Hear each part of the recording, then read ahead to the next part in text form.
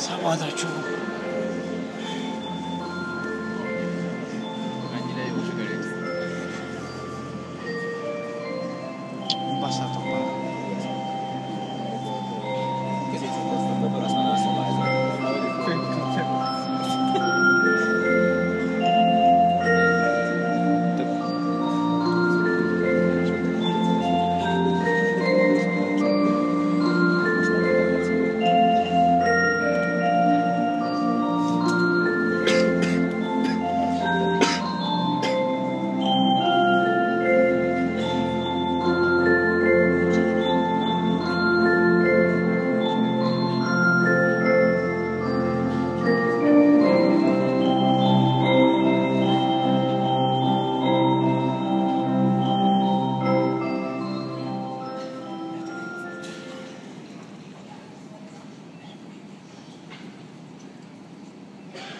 Amikor még kicsi voltam, olyan nagyon boldog voltam.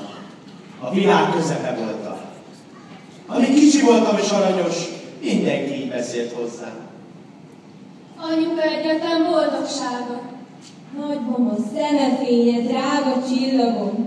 Kicsi bogaram, eszem azt az arany kezecskéjét. Hadd puszíjam meg a tolpocskáját. Mit hoztam az én kis bogaramnak? Aki csak látott, mind azt mondta. Micsoda sikerült gyerek, igazán büszkék lettek rá.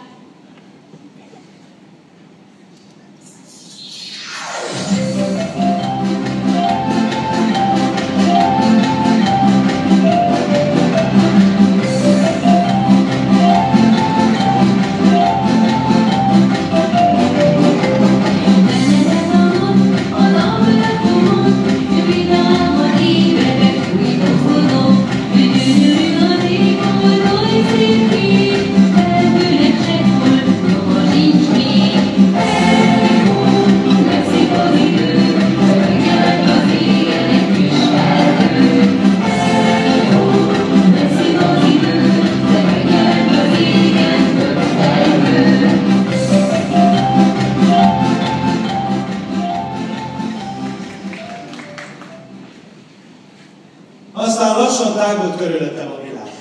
Óvodába, majd iskolába kerültem. Megváltozott minden. Új barátokra leltem, új feladatok tornyosultak előttem. Először érdekes volt, játéknak tűnt, később kihívásnak, megoldandó feladatnak. Nem mindig voltak elégedettek velem. Valakinek ugye nevelni kéne ezt a gyereket, mert csak ő itt a tudva. Szigorúban kellene fogni azt a gyereket, mert első a kötelesség.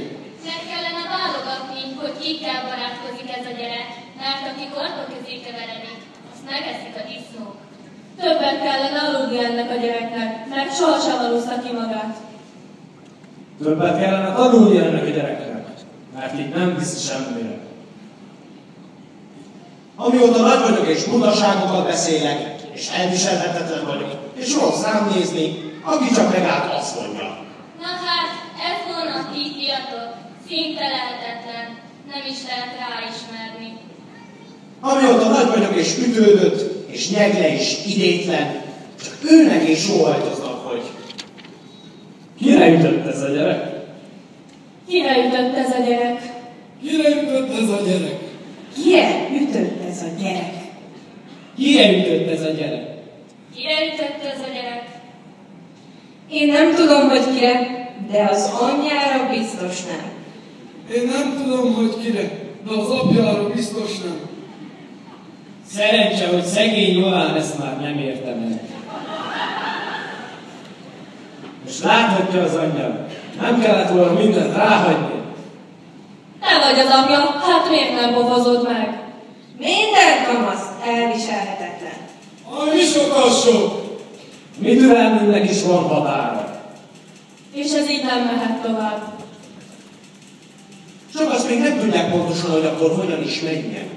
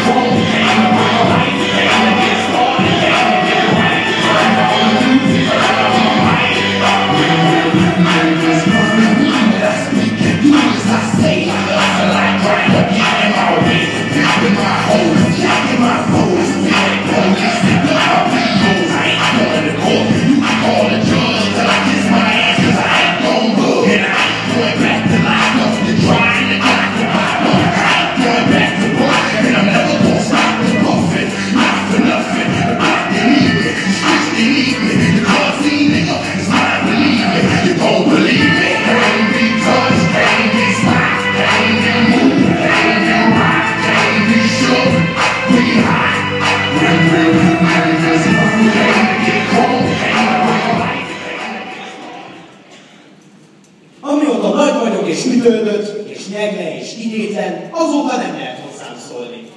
De azért szólnak. Pedig tudják, hogy ha hozzám szólnak, az olyan, mintha a falnak beszélnének. Én nem értem, a fal miért nem válaszol? Én azért nem, mert abból csak baj van.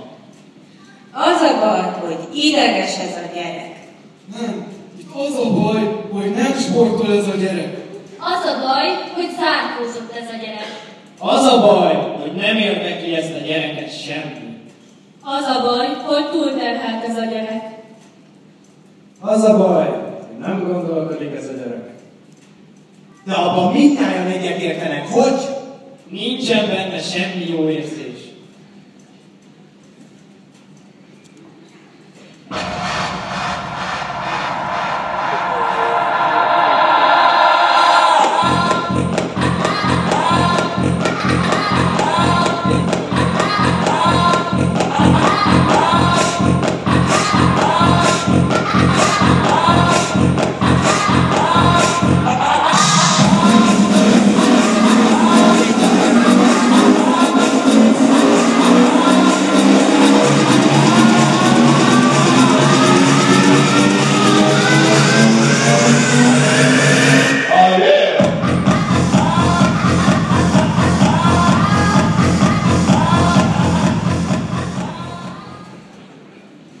apa azt mondja, ő örül, ha vannak barátai, de szeretné látni, hogy kik azok. És amikor megjelenik és megállja őket, akkor meg nem szereti nézni. Micsoda társaság ez?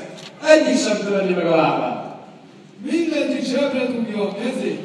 Egyik sem tud tisztességesen köszönni. Egyiknek sincs egy normális szava. Vagy nyerintenek, mint a lovak, vagy hallgatnak, mint a kukák.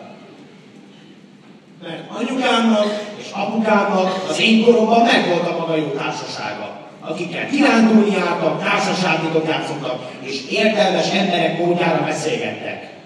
Anya és apa barátaival egytől egyik nagy ember lett. Amióta nagy vagyok, és az 5 éves